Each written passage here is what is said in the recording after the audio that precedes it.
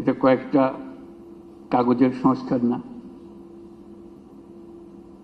এটা মনের গভীরতর জায়গার সংস্কার। মানুষ হিসেবে আমাদেরকে নিজেদের কাছে পরিচিত করা, যে আমরা মানুষ বলতে আমরা নিজেদের কি বুঝাই সেটা করা। আজকের এই জুলাইয়ের যে শিক্ষা, সেই শিক্ষাটা হবে আমরা সেভাবে নিজের থেকে আবার,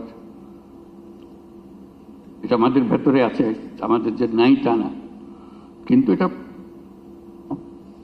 গভীরে ঢুকে গেছে, এটার থেকে বের করতে পারতেছে না। আমরা যেন সেটাকে আবার নতুনভাবে আমাদেরকে আবিষ্কার করতে পারি, তাহলে জাতি হিসেবে আমরা পুনর্জন্ম লাভ করব। জুলাই আমাদের পুনর্জন্মের মাস। এটা শুধু স্বৈরাচারী মুক্তির মাস না।